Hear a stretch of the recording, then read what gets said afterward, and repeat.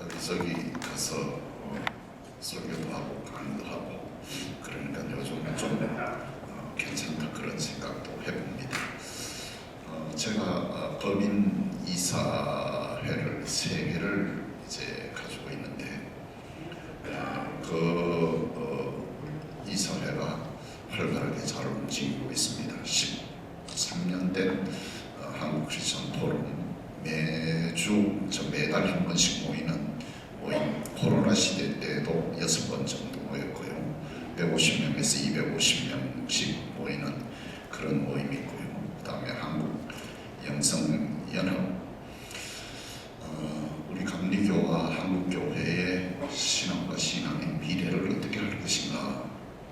우리의 구원은 개인적인 구원만이 아니고 사회적 책임과 동시에 양쪽을 다 들고 나갈 수 있는 기울지 않는 그런 복음주의 영성을 우리 한국교회가 회복해야 되지 않느냐 하는 그 운동을 계속하고 있는데 이제 본 궤도에 조금 들어간 것 같습니다. 제가 이 얘기를 왜 하나 하면은 감리교 신학대학 이사장으로서 4년 반 동안 치열한 그런 투쟁도 했고요. 감독 임시감독 회장으로서 또 2년 반 여러분 잘 알다시피 굉장히 어려운 가운데 하루도 쉬는 날 없이 투쟁하고 싸움박질하고 그렇게 해서 우리 감리교 지키는데 제가 최선을 다했습니다.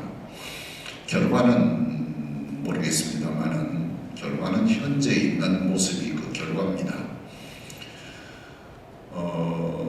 감리교 신학대학이 세워질 때에는 처음에는 구미 영미 신학자들 목사님들 선교사들에 의해서 감리교 신학대학이 세워졌습니다만은 웰치라고 하는 뉴욕 감독이 특별한 분이 어른들은 다 아십니다. 그분이 오셔서 일본에 계시지 않고 한국으로 들어와서 사회복음주의를 외치기 시작했습니다. 요즘 말하는 제1회 우리 감리교 총회 때에 그때 양주사 이런 모든 어른들이 다 있었습니다.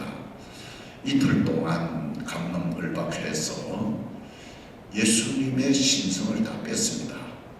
예수의 십자가의 죽음도 빼고 부활도 빼고 승천도 빼고 다 빼고 통과시킨 것이 감리교 제1회 총회의 우리 가장 중심적인 그런 내용입니다. 여러분, 감리교가 왜 이단이라는 소리를 들었느냐? 그래서 이단이라는 얘기를 들었습니다. 그때는 총회라고 하지 않았지만 그 총회 회의록을 한번 보시면은 이 감리교가 어떻게 해서 시작이 됐는가를 사회복음주의로 빠져버리고 말았습니다. 그러나 사회복음주의로 빠져도 사회적 책임을 다해도 신앙의 기초적인 구원이라고 하는 이 사실 핵심은 잃지 말아야 되는데 그걸 다 잃어버렸어요.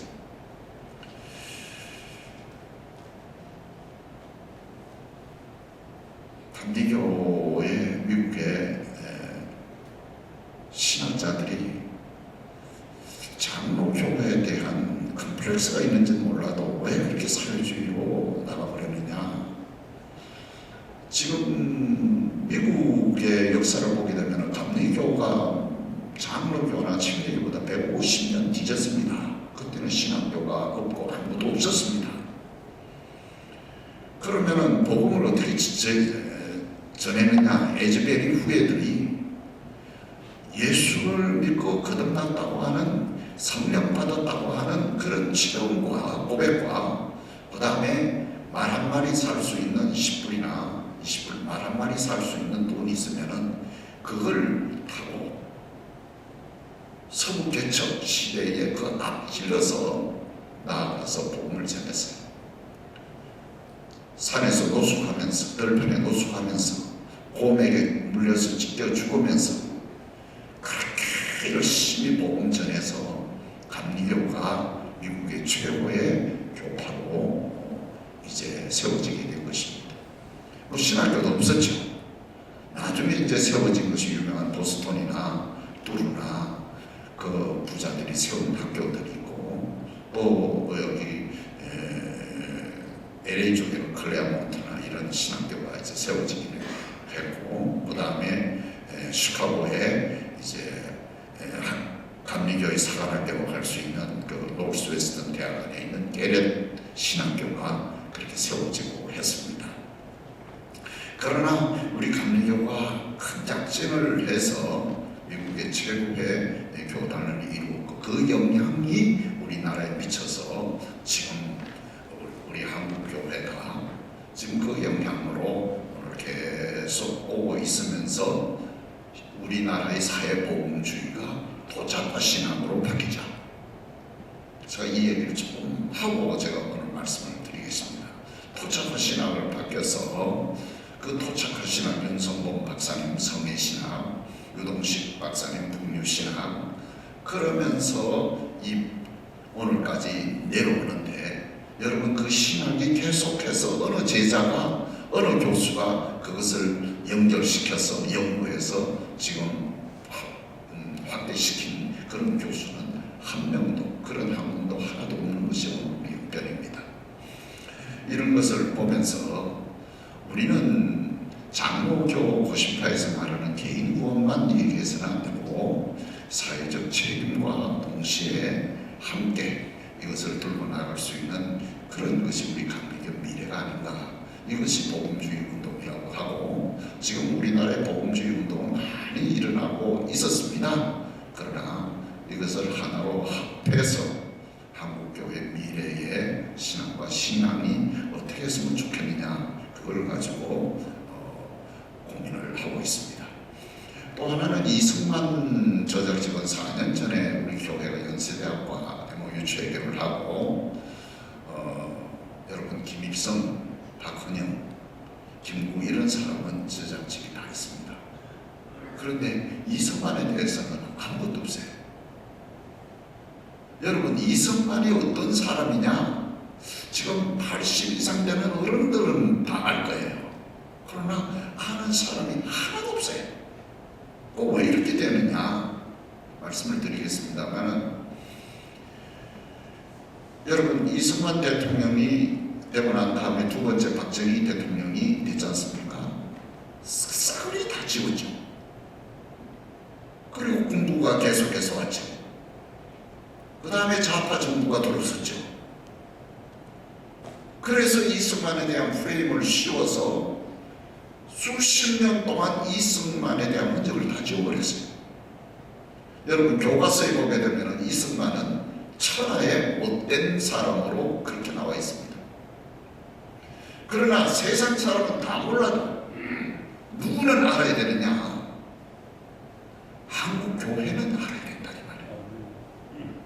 한국교회 목사는 알아야 되고, 누가 알아야 되느냐? 장로는 알아야 되잖아요. 어떻게 몰라도 이렇게 모르느냐? 아는 거 세 가지. 초대 대통령 했어. 대제학관 나왔어. 그 다음에는 부정선거 했어. 그래서 하와이에 망명해서 죽었어. 이거 외에는 아는 사람이 아무것도 없어요. 길을 가다가 어떤 아줌마를 만났어요. 아유 목사님 안녕하세요. 예. 어디로 가세요? 제가 슈퍼에 가서 이 발이 아파서 다 나왔는데 슬리퍼가 하나 필요해서 슈퍼로 가는 중입니다. 자기도 거기 간대요. 그래요. 그러면서 제가 커피를 한 잔 대접해도 될까요? 그러시죠. 그래서 롯데 슈퍼 앞에 커피점에 가서 커피를 한 잔 마시면서 그 여자 아줌마가 집사예요. 나중에 알고 보니까. 감독님 지금도 이승만 저작진 그거 하고 있습니까? 당신 어떻게 그런 걸 알아요? 그랬더니만 왜 몰라요? 소문이 다 나 있는 걸요. 그래요. 하고 있습니다. 그런데 코로나 때문에 지난 2년은 못했습니다.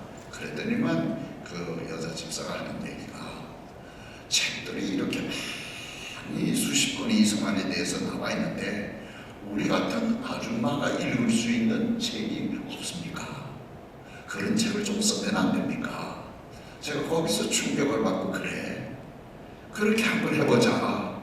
그래서 오늘 연말 안으로 제가 자료 수집해서 아줌마도 읽고 편히 쉽게 읽을 수 읽는 그런 책 한 300페이지 이내로 한번 써봐야 되겠다 하고 지금 자료 수집을 하고 오늘 강연하는 것도 그 여자가 좀 어떻게 보면 트라우마 같은 그런 제가 저걸 받았는데 그 얘기를 오늘 쉽게 얘기를 좀 하고 싶습니다. 그 다음에 오늘 여러분들에게 나눠준 책 두 가지가 있는데 하나는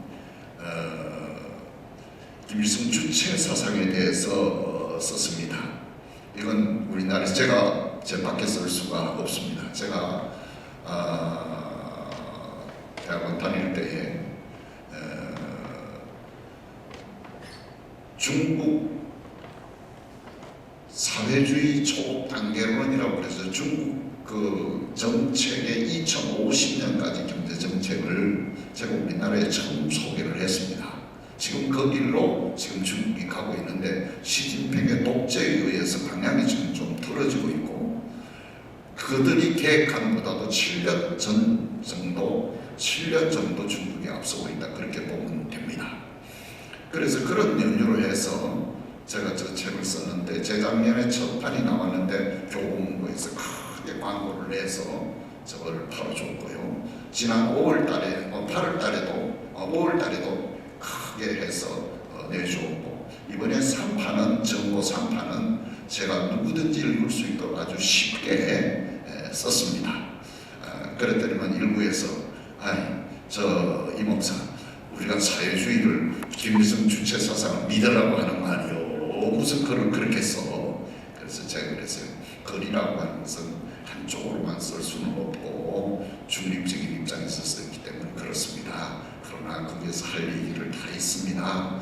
김일성이 말하는 주체 사상에 쉽게 몇몇 중요한 내용이 있으니까 그것만 읽어봐도 주체 사상이 뭔가를 알고 있습니다. 그 다음에 이제 국내에서 NL이나 PL이나 이런 계열 같은 것을 조금 넣고 싶어도 그거는 그 전문가가 해야 되기 때문에 저쪽에서 그냥 한 페이지 설명만 하고 넘어갔습니다. 그래서 많이 읽고 저것은 전국으로 다 이제 그 도네이션 하는 사람의 도움을 받아서 다 이제 보낼 예정입니다. 그 책이고 또 한 권 책은 이승만이 옥중에서 쓴 독립정신이라고 하는 저 유명한 책입니다. 그 책을 제가 오늘 다 거둬봤는데 40권밖에 가져오지 못했어요. 40권. 그 다음에 저기 있는 거 오늘 100만 원 이상 제가 다 사가지고 오늘 다 온 겁니다. 여러분들 못 받으신 분들은 죄송하지만은 오늘 다 나눠드리고 싶은데 40분에게는 다 나눠드릴 수가 있겠습니다. 자, 제가 오늘 말씀을 제 30분 남았는데 시간을 맞춰서 끝내도록 하겠습니다. 12시까지. 한 위대한 사람의 생을 그 라이프 히스토리를 짧은 30분 동안 어떻게 얘기하고 있느냐 성경은 요셉의 얘기를 아주 제일 길게 쓰고 있습니다만은 잘못되고 아브라함, 이삭, 야곱, 요셉 잘못된 부분은 성경은 감추고 있고 그가 잘한 부분만을 드러내고 있는 것을 성경은 볼 수가 있습니다. 예를 들어 말하면 아브라함이 그의 아내 사레를 애굽에서 빼앗겼습니다. 그러면은 아브라함의 아내 사레는 헤이 바로하고 첫째만 날랐겠어요? 다 뺏겼어요. 그런 비극적인 얘기는 성경은 얘기를 하지 않고 있습니다. 그러면서 하나님은 아브라함을 축복해서 거기서 재산을 얻어서 이제 거부가 되어서 고향 땅으로 돌아오게 하는 그런 얘기를 하고 있습니다. 우리가 이승만에 대해서 공과에 대해서는 제가 앞으로 책으로 쓸 때에 간단하게 다 거기에서 언급을 하겠습니다만은 여기서 다 얘기는 할 수가 없습니다. 그러면 이 사람의 얘기를 어디서부터 출발해야 되느냐? 이분의 얘기를 어디서부터 시작해야 되느냐? 그것은 바로 배제학당을 졸업하고 우리나라를 이 왕정국가를 무너뜨리는 갑신정변의 박형료 그쪽에 조금 가담했다가 감옥에 들어가게 된 것입니다. 이승만은 체구가 좋습니다. 여기 어른들, 여기 오신 분들, 제일 크신 분들 중에 있습니다. 이렇게 체구가 좋고요. 그리고 손도 잘 쓰고 발도 잘 씁니다. 싸움도 잘하고요. 그리고 그 다음에 이 사람은 선동가입니다. 운전을 아주 잘하는 그 선동가입니다. 그렇기 때문에 앞에 나와서 이제 백성들을 앞에 강화문에 나가서 백성들을 이제 그 모인 데서 연설도 하고 그들을 끌고 나가고 데모하고 하는 그런 제일 탁월한 사람이 이승만이 아닌가 이제 그런 생각을 해봅니다. 그런데 이승만이 감옥에 잡혀 들어가기 전하고 이승만이 감옥에 들어간 이후하고 그의 모든 인생의 삶과 목표가 싹 달라집니다. 터닝 포인트, 분기점이 있습니다. 그게 어디서 오느냐? 그 감옥에서부터 시작됩니다. 여러분, 배제학당 왜 가느냐? 옛날에는 출세하기 위해서 갔습니다. 서양문화 문명 배우고 영어 공부해서 그때의 정부에서도 고종이 이 과거 제도를 폐지하면서 인재를 등용하기 위해서 여기저기 사람을 등용하는데 그 중에 배제학당 학생들을 등용을 합니다. 그 시험도 안 보고 이제 요즘 말하면 말단 관리 같은 직책을 하나씩 다 줬어요.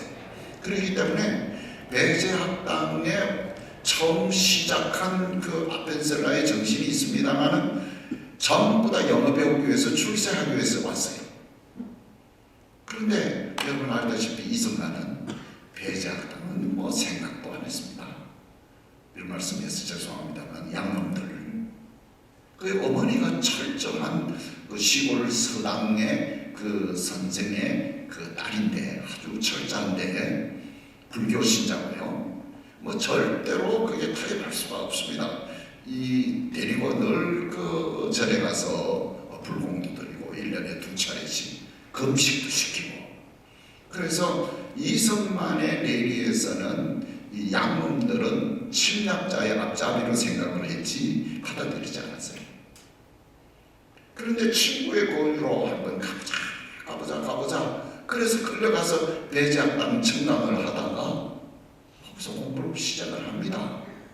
그런데 그 날짜를 정확하게 계산해 보니까 8개월 만에 영어가 다 됐어요. 영어가 이제 천재라고 하면은 국민학교 졸업한 애가 대학 과정을 다 마쳤다. 이건 천재라고 봅니다. 그런데 요즘 천재는 어떤 한 분야에서 최고를 가지고 천재라고 부르는데 이승만은 들어가 보면 천재였어요. 그 6개월 만에 이 선교사들하고 대화가 가능했어요. 왜? 한글을 가르치고 영어를 배우고 하는 그런 일도 했고 그래서 8개월 만에 영어 강사가 됩니다. 그리고 학생이면서 강사가 되어서 공부하는 거예요. 그런데 나중에 그는 그 고백을 합니다만은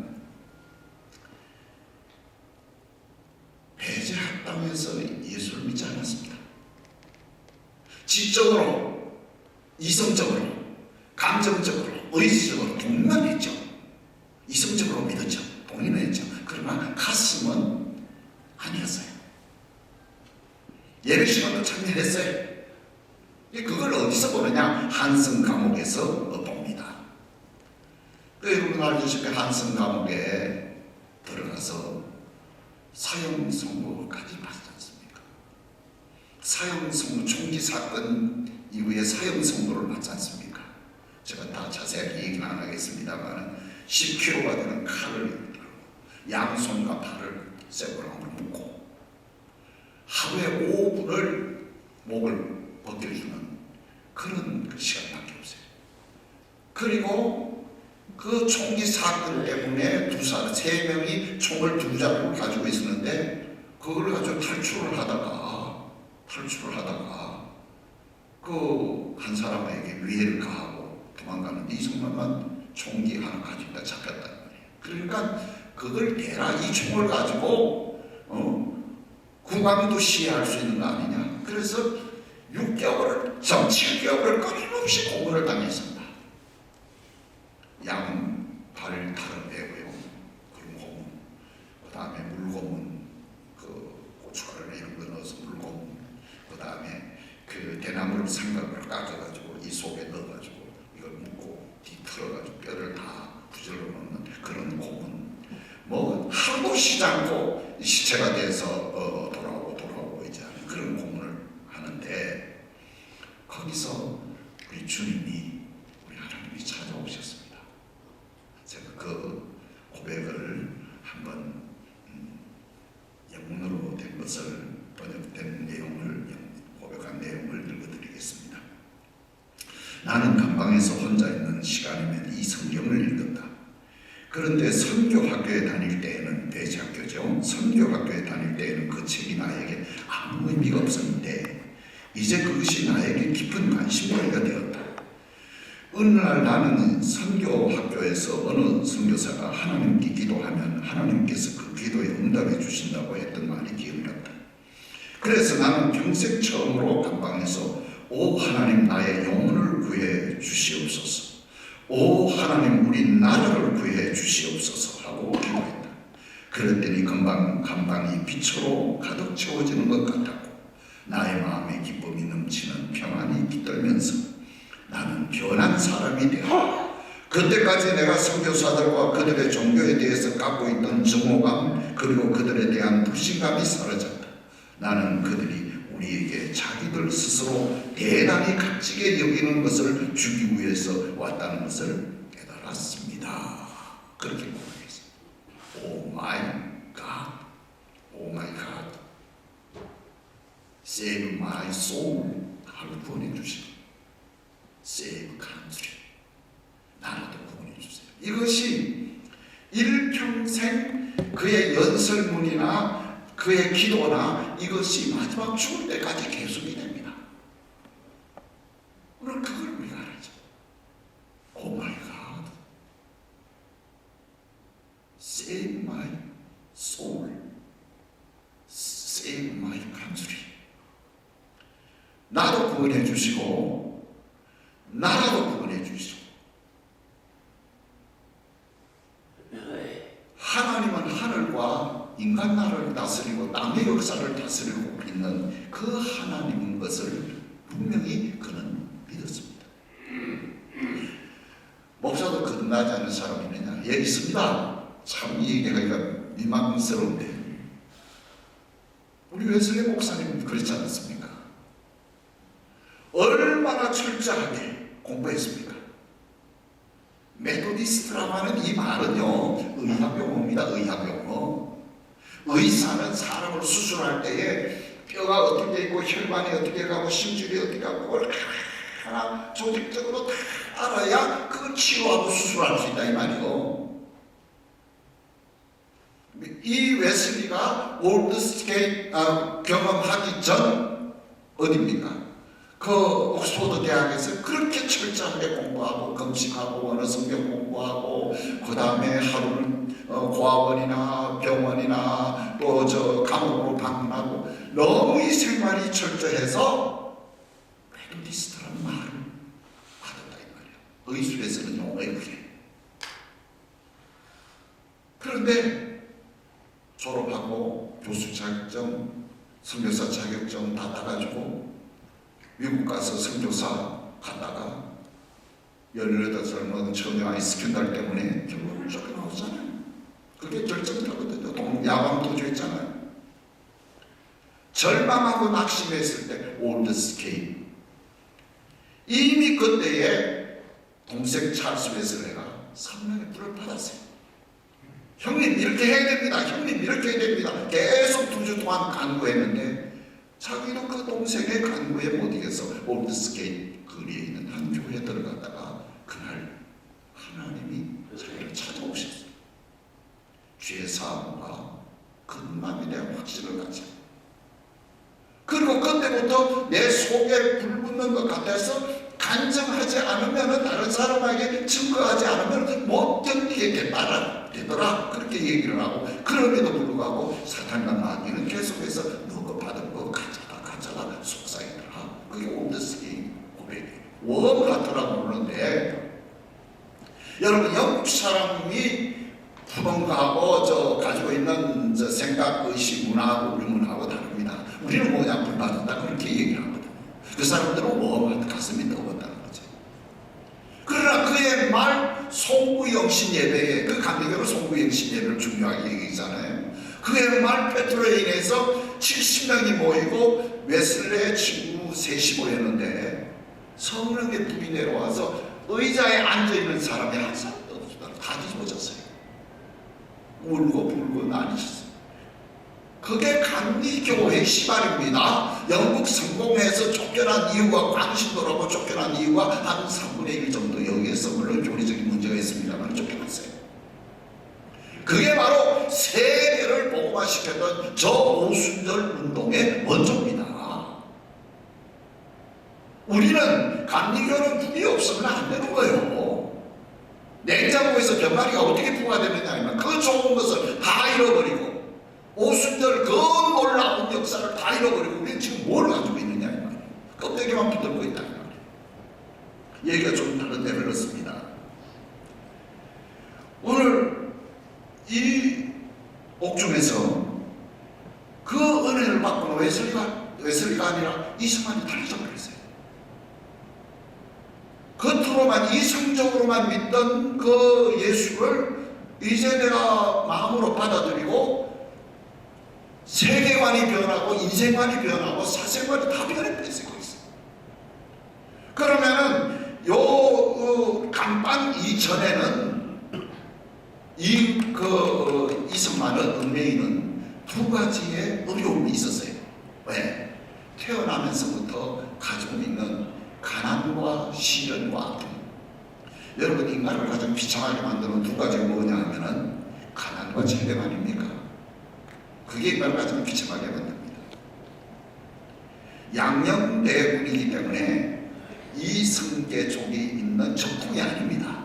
그 이방원 쪽으로 내려온 적통이 아니고 양녕대군 쪽이기 때문에 과거에 출세를 할 수가 없었어요. 16대 손이거든요. 그런데 그 당시에는 얼마나 썩었냐면은, 과거를 몰라도 천국에서 와서 전보다리 짐지고 목숨 걸고 와 있으면은 과거를 열지 않아. 왜? 고종 황제가 술 먹고 밤에 보니까, 밤에 과거도 여는 거야. 과거 시험을 밤에 보는 거 한밤중에. 그러나 이미 합격될 사람은 관료 자녀들, 돈 많은 사람들 다 매수가 되기 때문에 합격자는 정에 있고 마음껏 쌓인 그 시험장을 쳐다도 안 보는 거예요. 그 시대예요. 이승만이가 13살부터 과거를 보기 시작했는데 8번을 봤는데 8번 다 낙방했어요. 그리고 그의 아버지는 유학자지만은 한량이었어요. 서울로 도동으로 이사를 왔을 때 다 팔아먹고 술값 다 내고, 그는 돈이 없는데 뭘 가지고 살았느냐, 뭐가 한 가지만 있었느냐, 노새 한 마리, 말 한 마리 있었어요. 왜? 그거 타고 전국으로 유랑하는 거예요. 도산서원, 어디서원, 한 번은 3개월 만에 오고 6개월 만에 가고 금강산 갔다 오고. 그 아버지가 그렇게 유학자인데 한량이었어요. 그러니까 가난과 질고와 그런 그 아픔에 가득 차 있는데, 배제학당에서 서구문화, 신문화를 배우면서 이 두 가지가 합작이 되어서 아주 급진적인 사람으로 되어버렸어요. 그러니까 왕권을 무너뜨리고 입헌 군주제로 만들어야 되겠다. 거기에 몰입을 하기 시작하고, 그리고 앞에 나와서 선동을 하게 된 거예요. 그런데 바로 그런 열광적인 사람이 이 감옥에서 하나님이 찾아오니까 그는 완전히 변해버렸어요. 여러분 잘 알다시피 우리나라의 독립운동가 주 유명한 42명을 다 예수 믿게 했어요. 이상재 선생 뭐 전부 다 제가 여기 이제 자료를 내가 하나 가지고 왔는데 그 사람들 읽어보면 이상재, 의중구 총무국장, 이원군 대제학, 홍재기 춘추원 약관, 유성준 농산공부회계국장, 김정식 경무관, 이성인 이상재 아들 신홍무 덕어학교 학생회장, 권영진 국군 기무처 이런 이준 한성재판소 검사고 이런 모든 사람들을 예수 믿게 만들었어요. 예수 영접시켰어요. 그 사람들이 다 은혜 받대요. 여러분 이승만이가 받은 믿는 믿음은 성령의 뜨거운 역사였지 단순히 믿는 이성적인 믿음이 아니었어요. 그들을 다 믿게 했어요. 유명한 사람 42명을 다 예수를 믿게 했어요. 관료들, 지식인들 다 개종시켰어요. 그리고 1902년 5월 12월 28일 첫 옥중에서 예배를 드리기 시작했어요. 그가 그렇게 고생하고 죽을 고생하고 완전히 다 죽었는데 그가 살아났잖아요. 그래서 감염이 됐어요. 무기수로 감염되고 그 일을 누가 했냐면은 선교사들이 다 했습니다. 선교사들이. 고종 황제는 여러분 알다시피 한국 5천년 역사에서 아주 망하려고 작정한 사람이 아니고는 어떻게 그런 사람이 됩니까? 그런데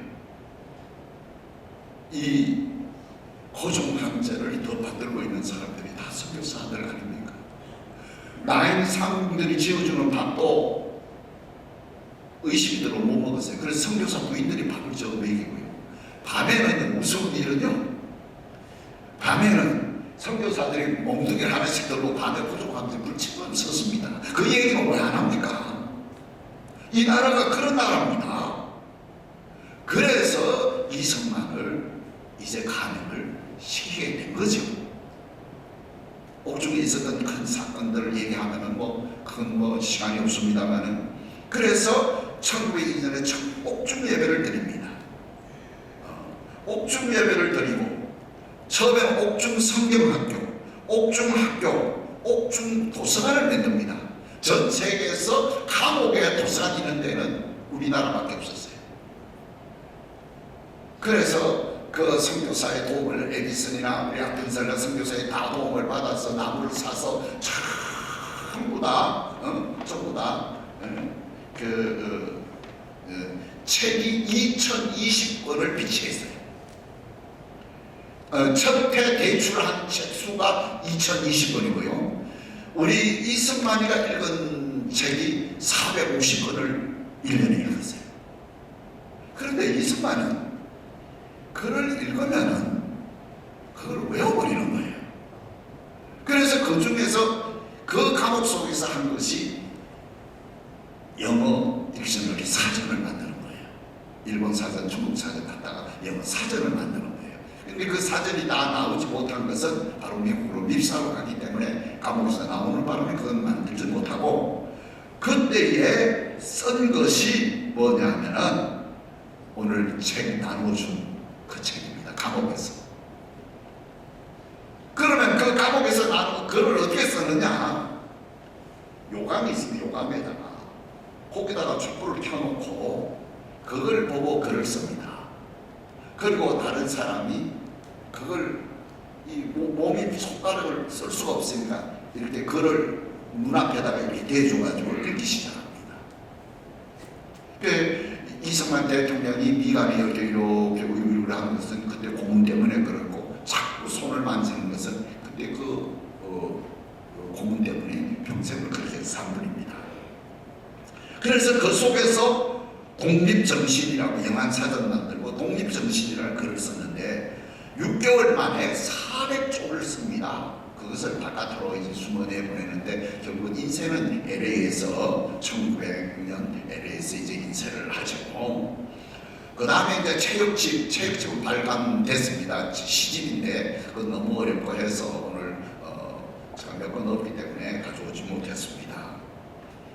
그래서 6년 8개월 7년 세월 동안 그 한성 감옥에서 있었는데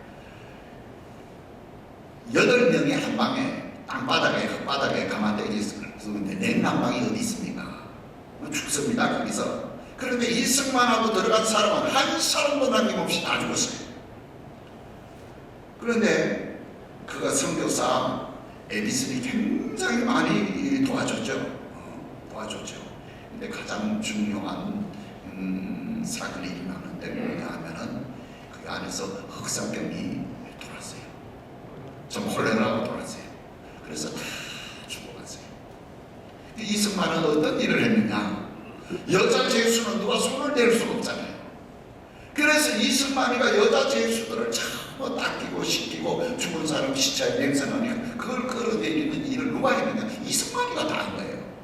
그때에 옥중에서 울려 퍼진 찬송가가 내 주를 가까이 하게 하면 이 찬양을 하는 거예요. 참 눈물로서 이 찬양을 부르고 옥중이 죽음 속에서 하루에 많이 죽을 때는 17명이 죽었어요. 다 거짓말입니다.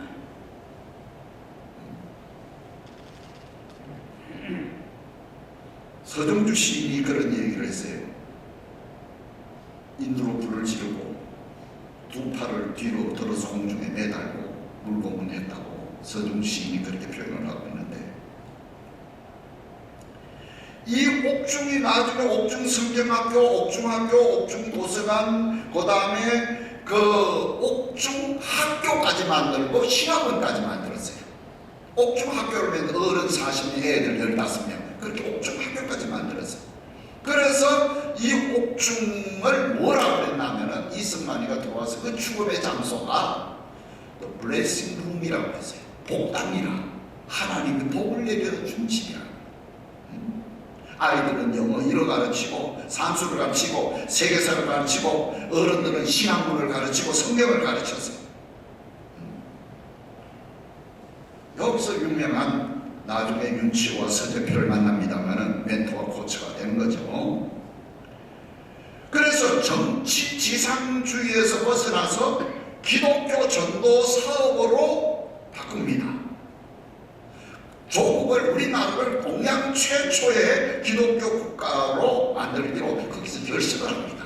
근데 사람이라고 하는 것은 결심을 했다고 해도 그 결심을 실행하기는 어렵습니다.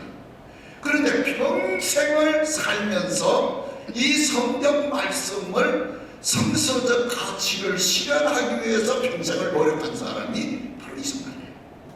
오늘 우리 감리교회가 메토디스트가 배워야 할 것은 뭐냐 하면은 이 사람은 성경은 성경이고 정치는 정치이고 믿음은 다 분리를 시켰지만은 이분은 절대로 분리시키지 않았어요. 평생을 그렇게 산 부분이에요. 자유, 평등, 민주주의, 법치주의, 국제주의, 기독교 국가, 미국의 공화제를 그대로 본받아서 한국에 실현해야 되겠다. 그는 그렇게 믿고 활동을 한 사람입니다. 시간이 됐기 때문에 이제 마치겠습니다. 거기에 대한 과오가 많이 있지만은 하신 큰 일에 대해서 몇 가지 얘기를 하겠습니다. 신각 통지 반대 운동을 했습니다.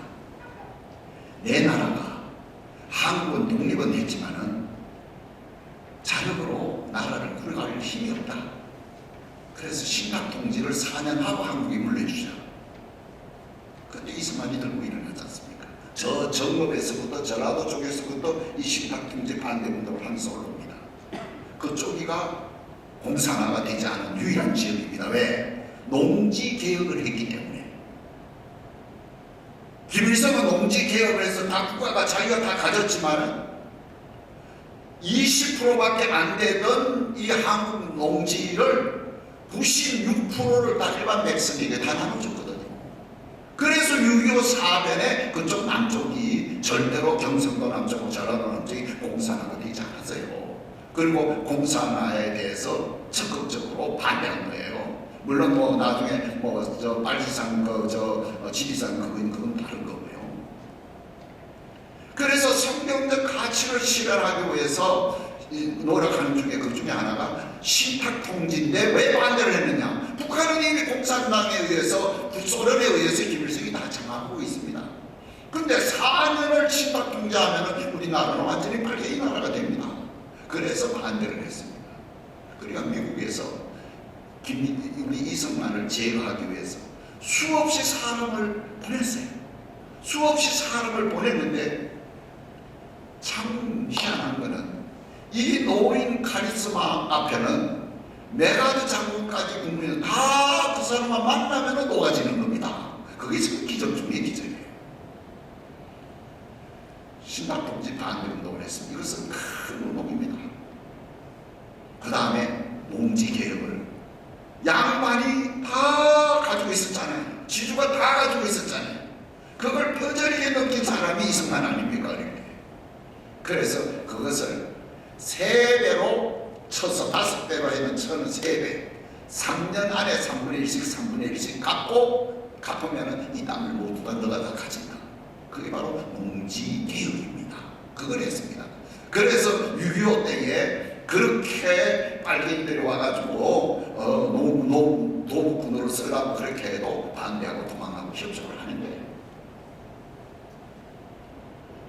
여러분 이 양반이 한 일 중에서도요, 대통령이 되고 나와서 얼마나 큰 일을 많이 했는지 우리는 상상할 수가 없습니다. 박정희가 말하는 3개년 계획도 누가 만들었느냐? 이승만이가 3개년 계획을 만들었어요. 이것을 이제 그 다음 5개년 계획을 세웠는데 박정희가 돼가지고는 제1차 5개년 계획으로 세운 겁니다. 그리고 죄송합니다만 저는 19살 때 이승만 대통령 장례식 저 부산 밑에서 이틀 걸려서 이 장례식에 참여했어요. 그때는 제 어린 나이에 이 만장비를 들고 가는데 수천 개가 되는 것 같은데 역사 기록에 보니까 대전고등학교 학생들이 540대를 450대를 들고 행진을 했더라고요. 그리고 하단식 할 때는 수미여고 합창단이 합창을 했고요. 그런 기록도 제가 다 봤습니다. 그 다음에 원자력 연구소를 다 만들었습니다. 그 당시에 이 어른이 원자력 연구소를 만들었어요. 그것이 오늘 한국에 가 있어 원자력 그 모델가 됩니다. 그리고 어떻게든 공과대학을 이 공업을 육성해야 되겠다고 그래가지고 미국에서 10만 불을 받기로 한 그 돈을 가지고 시작을 해가지고 공업국가를 만들고 유학생을 하고 남녀공학을 처음으로 실시하고요. 그리고 유명한 인하공과대학을 만듭니다. 인하대학교가 바로 이승만이가 하와이로 이민 간 그 하와이에 있는 한인 기독교회를 판 돈하고 하와이인들이 모금한 돈하고 우리 정부에서 좀 낸 돈하고 독지가들이 모아가지고 그게 바로 인하공과대학, 오늘 인하대학을 만듭니다. 그래서 인천 인자하고 그 다음에 하와이 하자하고 합해가지고 인하대학을 만듭니다. 거기에 이승만 6m짜리 동상 학생들이 데모해서 다 철거해서 다 없애버렸죠. 여러분 이것이 이승만이가 어떻게든 성경적인 가치관을 실현하기 위해서 애쓰고 노력한 것을 우리는 역사를 통해서 볼 수가 있습니다. 우리가 6.25 사변 때에 이승만 대통령은 가는 곳마다 꼭 목사님 장로님을 모았어요.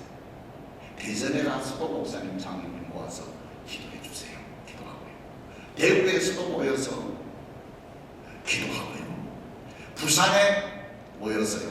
부산 그 초량교회는 참 큰 일을 한 교회입니다. 그 양성봉 장로님과 한상동 목사님이 그 전쟁 끝날 때까지 2년 반 동안 피난 온 목사님들, 장로님들 250명의 숙식을 다 제공했습니다. 그런 교회가 어디 있습니까? 거기서 철야 금식을 기도합니다. 북한이 지금 낙동강까지 왔습니다. 나를 제주도로 망명을 하라고 그러는데 이 바다 건너가면 내가 이제까지 망명 생활했는데 이제 내가 망명인데 제주도로 나는 못 갑니다. 일본은 절대로 발 하나 여기 들일 수가 없습니다. 우리 여기서 죽어야 됩니다. 그러니 같이 금식하는 거예요. 그리고 메가드 장군이 지금 내 친구가 비행기를 가져와서 공격을 할 텐데 비가 오면 그때만 해도 비행기가 이렇게 눈으로 보고 공격을 해야 되지 않습니까? 폭격을 못하니 날이 개도록 날씨가 좋도록 우리 기도해 주십시오. 그래서 금식기도 참 그때는 450명이 나부동 전투 이후에 전부 기도하는 거예요. 8월 12일 날에 그 기도 끝난 다음에 8월 12일 날에 5,000분의 1의 확률을 가지고 있는 인천 상륙 작전이 성공하지 않습니까? 이승만 75살, 메가드 장군 70살. 그때 그 전쟁을 인해서 우리나라를 살렸습니다. 자, 얘기는 다 들었습니다. 이 사람의 천명 하나님 앞에 맹세한 내용이 뭐냐? 70평생을 첫째는 독립이고 두 번째는 미국과 같은 기독교 국가를 건설해야 되겠다. 또 하나는 일제를 철저하게 막고 이겨내고 그래서 독립정신이라는 책을 쓰고 저 유명한 재팬 인사이드 아웃 그 책을 쓰게 되죠. 그 다음에 공산당의 발언과 폐해를 볼세비키 혁명과 중국의 모택동 이 역사를 잘 알기 때문에 어떻게든 미국이나 국미국가 영국이 공산당이 얼마나 무섭다고 하는 것을 그걸 자꾸 알려주는 거예요. 그래서 서방 세계의 공산당을 경계하신 분입니다. 여러분 생각하기를 김구는 통일하자고 했고 이승만은 왜 남한 단독 정부하자고 했느냐? 여러분 김구는 좀 아둔하지 않습니까? 그 사람은 국제적인 감각은 없지 않습니까? 아니 북한이 소련으로 다 도배했는데 가서 어떻게 통일을 합니까? 그 전날까지도 북한 가는 거 이승만 말렸어요. 안 된다. 여기 들어가서 이용당하고 들어와서 반공주의자로 바뀌잖아요. 그 다음에 이 사람에게 있어서 또 하나는 이론과 실천을 항상 같이 했다. 신학과 신앙의 일치 마찬가지로 개인론과 사회론의 일치 마찬가지로 이 메도디스트라고 하는 이 감리교 원래는요 이 사람이 미국으로 밀서로 갈 때에 5년 6개월로 밀서를 갈 때 고등이 반대를 했습니다. 날 죽일 놈을 어떻게 밀서를 보내느냐? 그런데 영어 알고 국제 정세를 알 수 있는 사람은 젊은 사람이 이승만밖에 없습니다. 그래서 일본의 눈을 피해서 가는데 참 국가의 밀사로 가는데 그 역사를 읽어보면은 한국에서 미국까지 가면 차이가 없습니다. 부산서 출발해가지고 일본 요코하마에 가서 차비를 또 얻어가지고 그것도 3등 객실 냄새가 무지한 소련 중국인들하고 같이 독거리 속에서 살면서 샌프란시스코에 가서 거기서 또 차비를 또 구해가지고 그리고 나중에 워싱턴으로 들어갑니다. 대제학당 2년 공부한 거 인정받아서 조지 워싱턴 대학 갔지만은 극심한 가난에 시달렸기 때문에 제가 5분만 더 쓰겠습니다. 그럼 10분 더 쓰는데 극심한 가난이 그를 제발 못 잡고 그리고 독립운동을 해야죠. 그리고 워싱턴 대학에서 전부 다 학점이 CD 맞았어요. 비가 없어. 겨우 공부했어요. 그리고 민영욱이라는 이런 사람들을 자결하고 하니까 한국의 형편이 이러니 너 들어오지 마라 아버지가 계속해서 할 수 없이 하버드 대학에서 공부하고 또 하버드 대학에서 프린스턴을 가서 신학도 예비과정을 한 6개월 또 공부도 했습니다. 그러니까 목사들은 어떻게든 선교사들은 목사를 만들려고 했죠. 그런데 그 유명한 중립주의라고 하는 그런 그 프린스턴에서 논문을 쓰면서 그가 세계적으로 조명을 받게 됩니다. 한국에서 조명을 받게 된 것은 세 가지 이유인데 그 첫째가 뭐냐 하면은 배제학당 졸업식 때 졸업식 1등 했지 않습니까?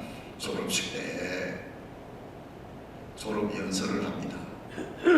그때 우리나라 장관이 6명, 해외 공사, 각 나라 공사들이 6명, 장안에 800명이라고 모였다고 그러고 1200명 모였다고 그러고, 그때 배장교 졸업, 그때가 전성기였어요. 다 모인 가운데에 연설을 하지 않습니까? 졸업 연설 외국처럼. 그래서 그 졸업 연설하는 바람에 이승만이가 뜹니다. 야, 우리나라에서 해성과 같이 등장한 사람 이승만이고, 얘가 나중에 우리나라 왕 대통령이 될 것이다. 그때 이미 소문이 났어요. 그래서 뜬 거예요. 그리고 한성 감옥에서 밀사로 나와가지고 그 19통의 선교사의 그 추천서를 가지고 미국으로 들어가서 밀서를 전하고, 그게 성공하지 못했습니다. 그래서 나중에 미국에서 제일 유명한 프린스턴 대학을 나옵니다. 그때가 미국의 최고 대학이 프린스턴이었어요. 왜? 홀란드의 네덜란드의 카이프가 낮은 클래스는 절대로 지도자가 될 수 없다. 최고의 대학을 나오는 사람만이 목사가 되어야 된다.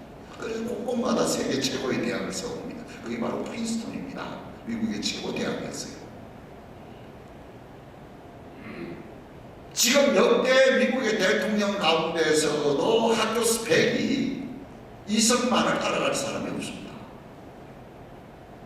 그리고 저 유명한 6개월 전에 일본이 미국을 침공할 것이라고 하는 짧은 논문을 씁니다. 이때에 전부 다 이승만이가 돌았다고 그랬어요. 그 거리상큼 불가능하다고 그랬어요. 그래서 진주만 폭격이 있은 다음에 그 짧은 논문이 유명하고 재팬 인사이드 아웃이라고 하는 그 책이 지금도 유명한 책으로 그렇게 나와 있습니다. 그리고 미국에 있을 때부터 그의 명함은 프레지던트 이승만이었어요. 대통령이었어요. 그리고 상해 임시정부가 5개, 소련 공산당, 중국 공산당, 상해에 있는 공산당 해가지고 공산당들이 주축을 해서 상해 임시정부를 세울 때에 누구를 대통령으로 주석으로 하겠느냐. 그때도 워싱턴에 있는 이승만을 하자. 이승만이 주석이 되었습니다. 2달 반 타고 배를 타고 오는데도 일본의 눈을 피해서 이 환풍기도 없는 중국 사람은 돈 있는 사람 시체를 가지고 묘를 잘 쓰잖아요. 그 관 속에 관 옆에 숨어가지고 그렇게 해가지고 상해로 들어옵니다. 그래서 거기 주석으로 또 대통령으로 취임을 합니다. 그런데 그게 오래 가겠어요? 다 뒤집어졌잖아요. 그 다음에 우리 한국에 들어와가지고도 모든 공산당까지 다 합해서 하나로 만들어 올 때 조선호텔에서 했지 않습니까? 60대 정당이 모였는데 박은영이가 남로당이 반대를 합니다. 우리 지분 50%를 달라. 뭐 말이 됩니까? 그거 안 하자는 거죠. 그래서 완전히 깨졌죠. 그렇게 연합하려고 했었고, 그렇게 하나 되려고 했고, 뭉치는 살고 해치면 죽는다고 그랬는데, 그렇게 많은 일을 한 그가 이제 4.19 대포 이후에 하와이로 갑니다. 한 달 후에 돌아올 줄 알았어요. 이미 대통령은 자기가 됐으니까 부통령 선거에 문제가 됐거든요. 그런데 어떤 일이 일어나면 뒤에서 조종을 하는 게 있잖아요. 그때 또 작가가 선동을 해서 결국은 하와이로 갑니다. 하와이로 갔는데 누가 못 들어오게 박정희 대통령이 폭망을 했어요. 그래서 죽어서 돌아왔는데요. 조기도 못 그렇게 했어요. 그때에 제가 강화문 이화장에서 강화문 이렇게 따라 나왔는데 한국 사람들이 어디서 우리 선배들이요 흰옷을 입고 왔는데 전부 다 엎드려서 좀 광화문 울더라고요. 그리고 어린 나이 아까 말한 대로 만장들 수천지게 됐는데 그게 배작당 학생들이 450개의 만장들을 들고 그리고 6시간을 거쳐서 독립 거기 가서 이제 마지막 저걸 끝마쳤습니다. 묘지를 한 장을 했습니다. 제가 마지막 한 말씀만 드리고 마치겠습니다. 그러나 마지막 죽음도 앞두고 하나님, 제가 그 일기문 쭉 쓴 거 다 조사를 해보니까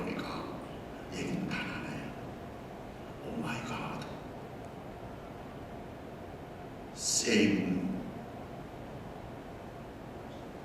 my soul, save my country. 나는 이제 힘이 없어서 더 이상 어떻게 할 수가 없습니다. 하나님 이 나라를 맡기고 갑니다. 우리나라를 독립국가로 만들어 주시고 부강한 나라를 만들어 주시고 미국과 같은 그런 정의로운 나라로 만들어 주십시오. 그리고 임명을 했어요. 한 사람의 역사가 65년의 긴 역사를 우리가 얘기하는 건 어렵습니다. 모세도 그렇게 하나님의 신실한 종이지만은 모압 땅에 가서 저 너머 적과 꿀이 흐르는 가나안 땅을 바라보면서 가나안 땅에서 지구를 마칩니다. 단 한 가지 실수 때문에. 여러분, 왜 이승만이가 실수가 없겠어요? 65년을 정치를 하는데 왜 실수가 없겠어요? 그러나 역사의 평가는 우리가 살아갈 때에 비둘기 같은 순결함만 가지고 살 수는 없습니다. 뱀의 지혜가 필요할 때입니다. 그는 뱀의 지혜를 가지고 살았고 그걸 가지고 굳세게 살았고 철저하게 그리고 실천하면서 하나님 말씀 성경을 실천하기 위해서 살았습니다. 그러한 과거 역사를 보면서 저는 이승만 대통령이 얼마를 하는지 모르겠습니다만 저작집, 이것은 일반 사람이 볼 수 있는 글도 아니고 저작집을 만듭니다만은 이 일을 장로교 목사들이 뭐라고 하냐면, 야, 이승만 원래 장로교 목사요. 장로교에서 세례받았어. 그런데 감리교로 트랜스퍼 했잖아. 그리고 정동교에 나왔잖아. 정동교에 대통령이 나오니까 거기 저 대통령이 나오니까 번거로우니 가끔 한 번씩 나왔고, 유교 이후에는 매일 여기 수복해가지고 교인 몇 명 없는데 이승만 나와서 늘 새벽에 나와서 여기 아침에 나와서 주일날 와서 예배드리고 혼자서 기도했지 않느냐. 그 이승만을 너희들이 좀 해야지 왜 우리 보고 동네라고 하느냐. 그렇게 해서 웃었습니다. 저는 이 사업을 사실 우리 교인들보다도 일반인 사장들 찾아서 이번 달은 누구한테 전화해서 만나서 또 도네이션을 받을까 늘 이 고민을 하고 있습니다. 여러분 기도해 주십시오. 하나님께서 이 나라를 짧은 시간에 이렇게 큰 역사를 이루어간 이승만의 그 흔적을 지워버린 오늘 세상 속에서 우리는 다시 회복하고, 그분은 건국의 아버지요 우리 감리교회의 자랑스러운 장로며 성경적 가치를 이 땅에 실현하기 위해서 농지개혁을 하고 포로를 방금포로 3만 명을 석방하고, 이것은 세계적인 역사에 유례없는 이런 큰 일을 그가 감당했습니다. 우리는 그의 후예입니다. 이 나라를 튼튼하게 만들어 가십시다. 감리교를 우뚝 세우십시다. 감사합니다.